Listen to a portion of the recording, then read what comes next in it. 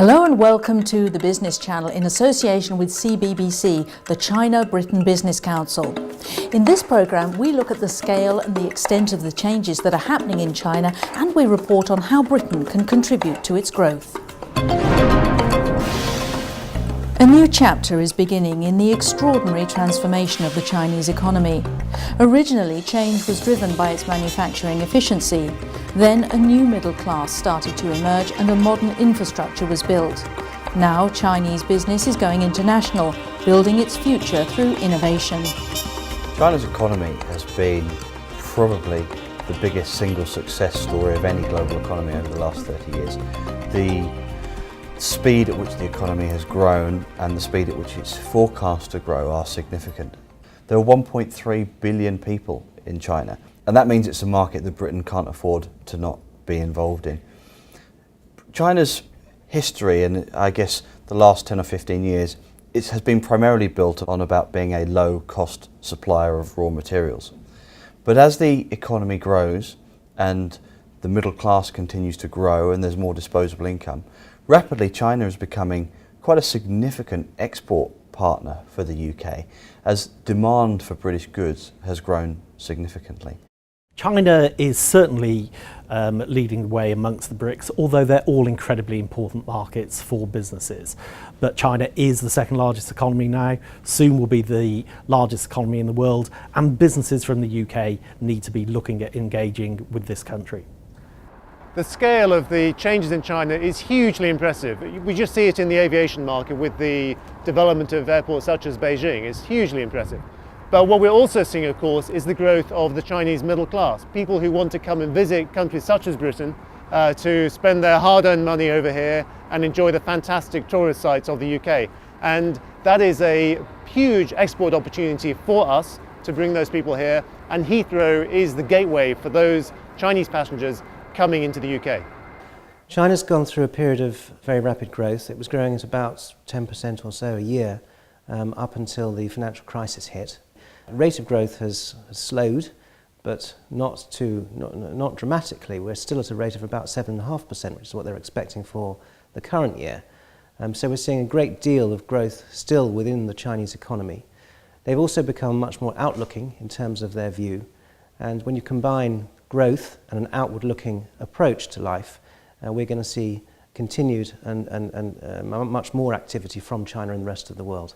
Well, the organisation is working in a number of global markets and is keen to reach out to China because we believe we have an offering which is very, very relevant to an economy which is going through rapid growth and development and which needs the support of trained and qualified, competent accounting professionals. Chinese government is very, very committed to improving the standard of living for Chinese people. The infrastructure is developing at a tremendous rate. The cities are growing very, very quickly, and the connectivity between them and the connectivity of all types is improving very quickly. The high-speed rail network is second to none. The telecoms infrastructure is also very good. So we're able to communicate easily with our partners in Chengdu. The economy is largely based on manufacturing at the moment, and a lot of that is contract manufacturing. Now, it's not entirely contract manufacturing. Some of the world's leading telecom equipment manufacturers are in China, are indigenous Chinese companies. But the drive to maintain and grow that infrastructure can only come through innovation. China is reaching a very interesting period in its stage of development. I mean, we're seeing a developing middle class with different aspirations, and in those circumstances it's very important that you have opportunities available for the population to upgrade their skills, to have opportunities to earn more, to have more fulfilling lifestyles and greater self-esteem and satisfaction. And it's also crucial, again, for an economy in the state of development that China's is, that's come so far and wants to go further, the key role of innovation. And you only will get innovation from confident, competent people. And that's what China, I think, is starting to look at now and starting to understand. China's headline rate of growth might be slowing, but its underlying demand for quality and know-how remains strong. China's growth is going to slow from what we've seen over the last couple of decades. The target of the new government in China is 7.5% annual GDP growth, but that's still incredibly high compared to the rest of the world. We're seeing a massive increase in the demand from Chinese consumers for British goods, and any company now with a website, whether you be a small business or whether you be a large business, has the ability to trade directly with those consumers, and that market is a huge potential market to tap into. This year, around 2 million people will travel between China and the United Kingdom, and that's been growing at 10 to 15% a year. The main market is between London and Hong Kong, two great financial centres, but increasingly also Beijing and Shanghai. And this year we've been able to add routes directly to Guangzhou and to Chengdu. And there are plenty of other major cities in China that we would love to add routes to. The prospects for growth in China are huge. China's the second biggest global economy behind the United States, but is rapidly growing and will soon overtake the US and become the largest economy in the world. There are 1.3 billion people in China, and as the economy grows, and it means a growing middle class with a higher disposable income, that really is generating more demand for all goods and services, but particularly British goods and services. The prospects for a growing trade and investment relationship between China and the UK are very strong indeed. China's economy is more sophisticated, and Chinese consumers and Chinese businesses want more sophisticated services and products. That's what the UK has to offer. There is a continuing enrichment of the population within China, and that gives a bigger market for other European companies, especially the branded companies, to go after. We see continued investment by European companies into the Chinese marketplace. The prosperity that was once concentrated along the east coast of China is now moving west to cities in the interior such as Chengdu that have the capacity to grow at 10%, even 20% a year. One of the biggest changes taking place in China is the exciting developments in the central and western provinces.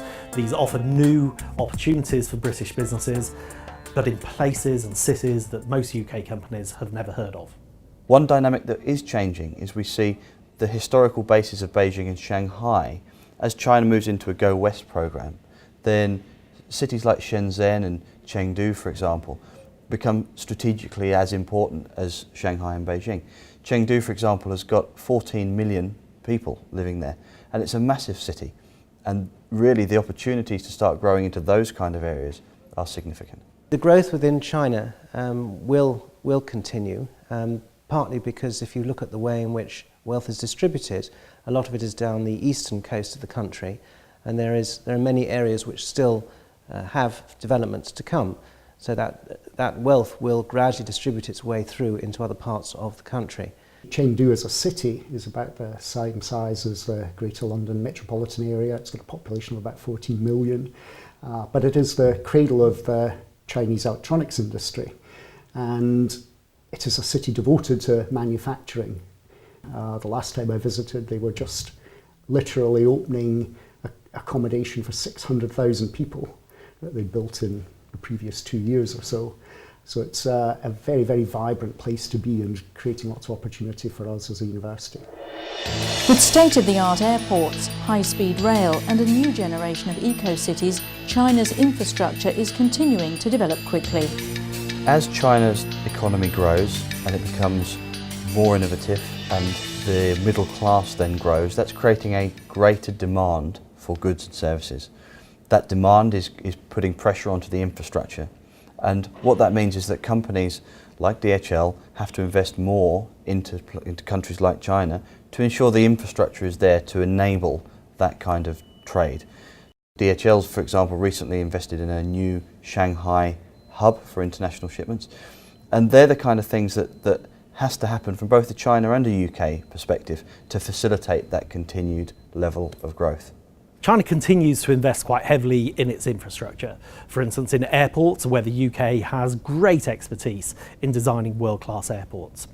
China's also continuing to invest in high-speed rail, and a number of UK companies are participating in that programme.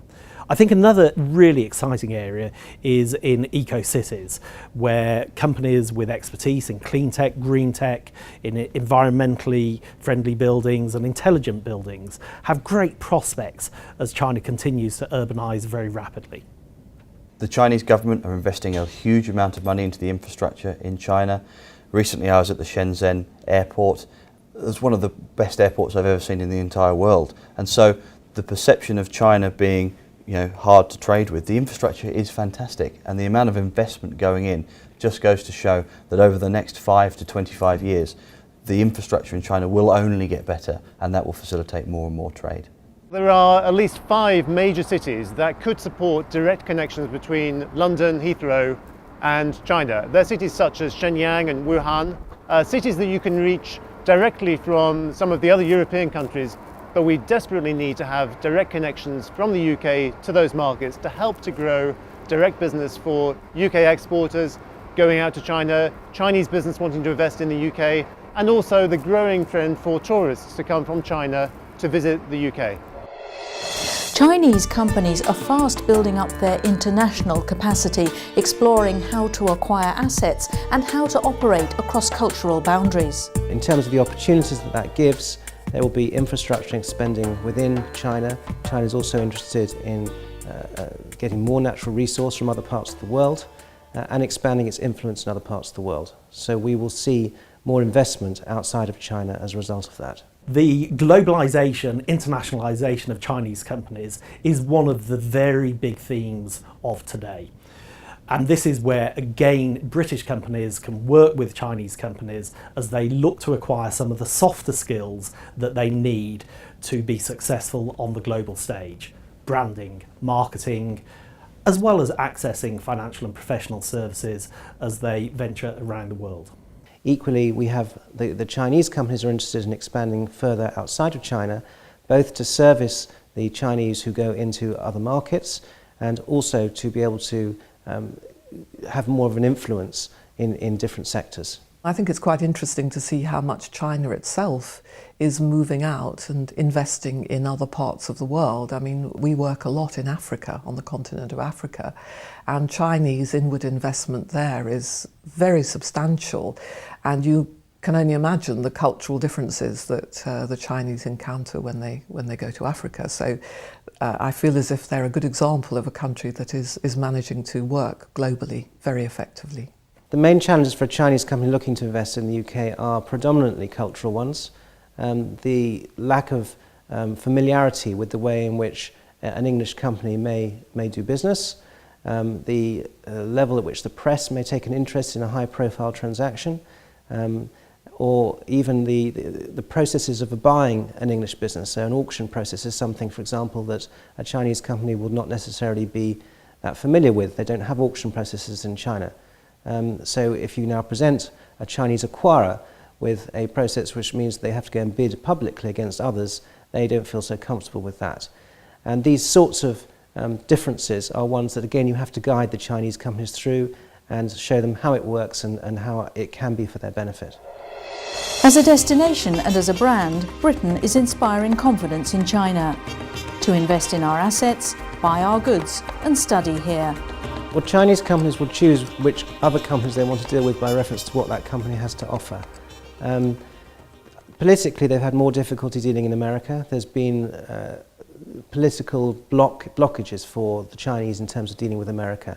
We've seen Huawei, for example, which has withdrawn from the American market because they encountered too many obstacles at the political level.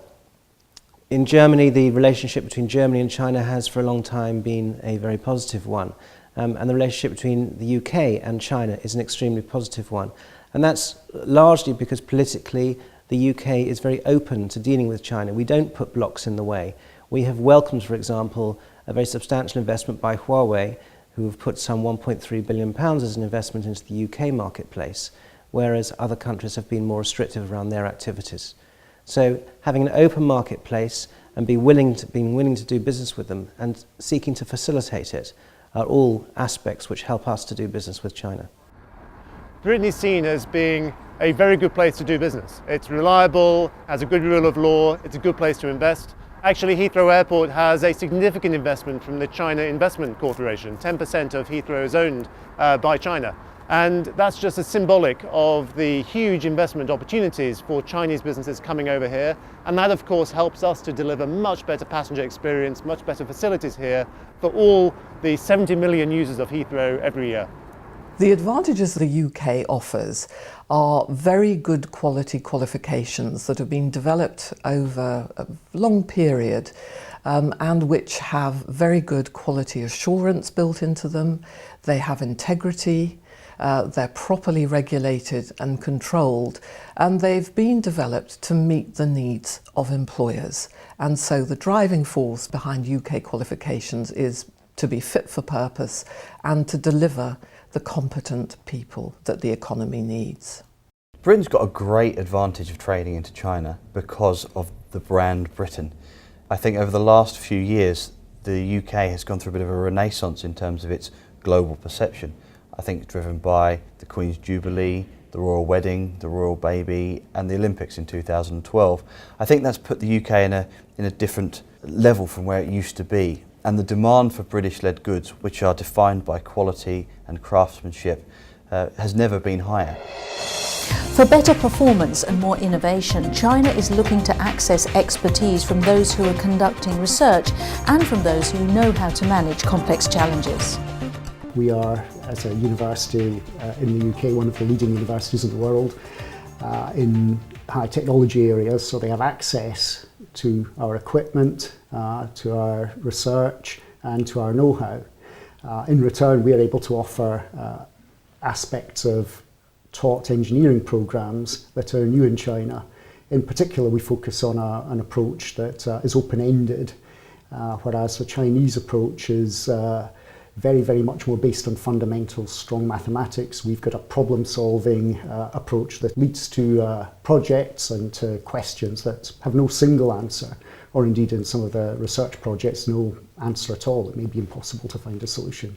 And that's a very different approach. It's very important because developing economies are seeking sustainability, and in periods of rapid growth it's important to think about the future and the kinds of organisational structures and the kind of peoples to operate those structures that you need to create efficient and effective organisations. And that is true in any part of the economy, whether it's private organisations, limited companies or the public sector, because developing countries and a country of the size and scale of China has many, many public institutions which need competent financial management. It's in a number of areas where Chinese companies can benefit from working with UK companies.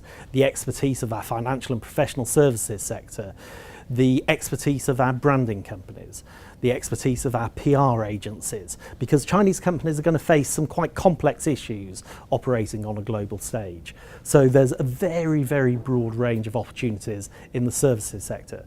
But there are also opportunities in engineering, for instance. We've talked a little bit already about infrastructure.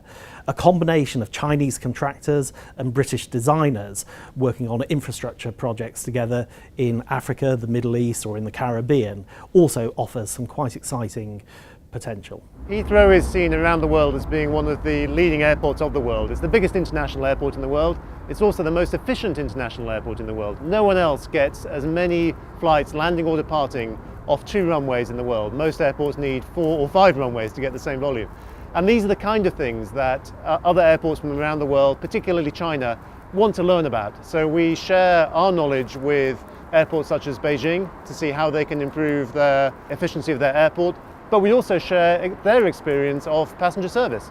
And that kind of experience sharing has helped Heathrow to become one of the best airports in the world, as well as one of the biggest, and actually the best major airport in Europe.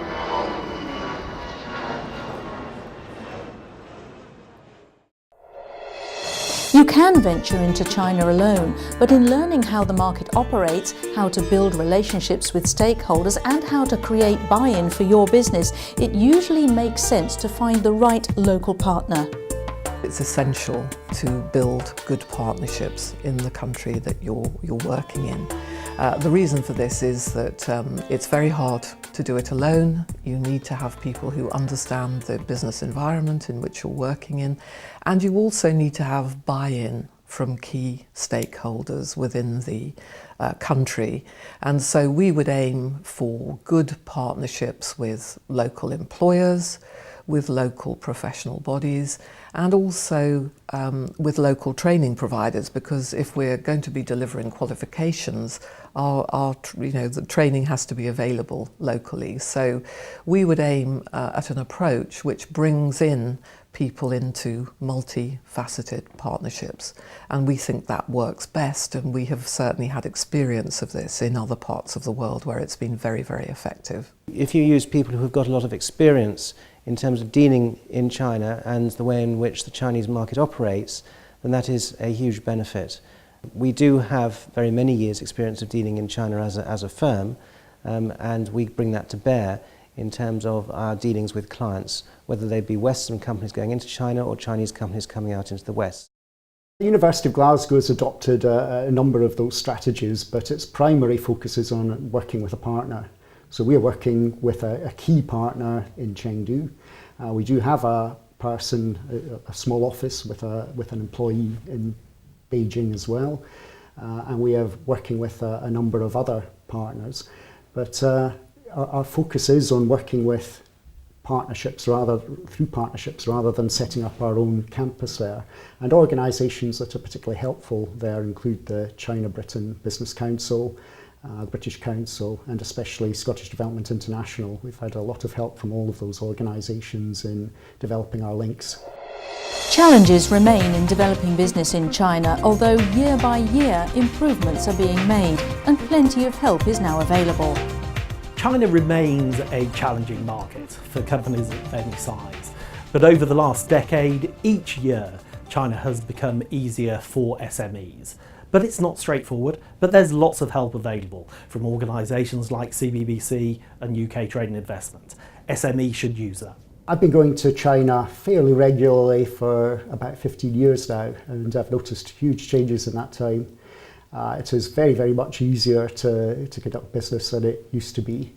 The University of Glasgow is several thousand miles away from our partner in Chengdu, the University of Electronics, Science and Technology of China.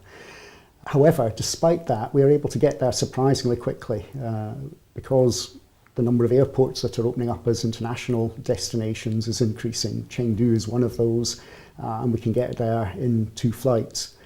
We're operating a model whereby our staff for the joint education programme are based in Glasgow and fly there for up to 8 visits a year of 1 or 2 weeks. So it's very important to have good transport links. The other feature of Chinese culture that I've become very familiar with is that the spoken word is very, very vital. Oral communication is important, and video links are very important as well. We help to bridge that cultural gap, and that I think is very valuable and is one of the things that gives us a competitive advantage in the marketplace. We also use a lot of Chinese speaking lawyers to assist, so that when we are advising Chinese entities, we can advise them in Chinese or in English, or for that matter in German or French, depending upon whichever language they prefer. I think the challenges are considerable. We are researching other organisations that have overcome those challenges successfully and learning from them. I think the key thing is, what is it that we would be trying to do together, and to focus on what we're trying to achieve and then find the right way to get there. We believe very strongly in tailor-made solutions. We don't think one size fits all, and we believe as an organisation we have to be flexible in the way we do things, in what we do, in order to meet the requirements of our partners in other parts of the world. My advice would be to not treat China as a single market, but to recognise that it's made up of 30 distinct provinces, each of whom deal slightly differently and have different cultures. And so it's entirely possible that the same shipment into different provinces may need different paperwork or may need different requirements. We all talk about Shanghai and Beijing, but there are numerous other Chinese cities, very, very large compared with the cities that we have in the UK and Europe. And so just working out what to do, whether you're working regionally or nationally, what the different cultures are in different parts of the country, because that does vary, and different business expectations, different industries. So we have to be prepared to be flexible and to ensure that we are meeting the expectations and needs of the different parts of the market. But I suppose another challenge is also language. We have to consider whether the people that we're aiming our qualifications at, whether they actually need to have a qualification that's in Chinese, in Mandarin, or whether they would want to work in the English language, because English is becoming the language of international business. So we would have to explore that. I mean, if we're operating from the UK, we have to consider time differences, we have to consider location, we have to consider local support, and we would also have to consider issues such as brand protection, copyright, intellectual property, those issues. But I believe all of these things are things that we can overcome. In starting to trade with China, you have all sorts of options to explore, and sales can take off quickly. But the challenges will come in working your way through cultural expectations and the legal requirements to build a local business that will last. There are lots of ways and means to start trading with China. You can look at dealing directly from here, having a partner, or setting up even in China yourself. And there's no one answer, I don't think. The right thing to do is to fully research your company and your market to understand what is the best way of operating, and there are plenty of sources of information. My opinion would be start off small and start trading with China, but I do think it's important to start thinking about having a local presence in the Chinese market, and there are plenty of ways to do that. Well, I think as SMEs begin to think about China for the first time, they really, first of all, need to do their homework, understand the nature of the opportunity for their business in what is a continental market. SMEs cannot cope with the whole of China at one time, so they need to focus on a particular geographic area. Then they need to understand the nature of their competition, both domestic competition, because Chinese companies are rapidly growing, and international competition, because there's lots of competition from around the world in such a fast-growing country. And then they need to think about all of the practical issues. Who are the right partners to do business with? Have they got intellectual property that they need to protect? And then also, how will they overcome cultural and language differences? So there's a whole array of issues that they need to think about. But the key message I'd like to give to SMEs is there's lots of support available from CBBC, from UK Trade and Investment, and of course, chambers across the country. At DHL, we've set up a special desk for small business export advisors so that you can call up and get this kind of information.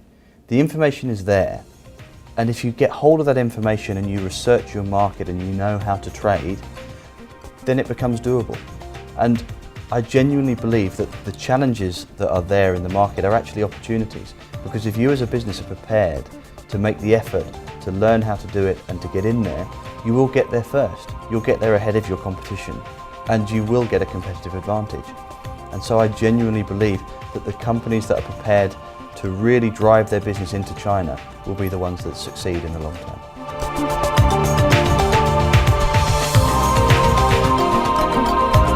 For those who engage with China, the colossal scale of the transformation can open up successive waves of opportunity. Wealth is spreading to the interior, investors are buying international assets, companies are improving their performance, and cities are being modernised. As a growth story, the partnership between Britain and China has a long way to run. Well, that's all we've got time for at the moment, but if you'd like to know more about any of the organisations that we featured, then visit our website, thebusinesschannel.tv. Bye-bye for now.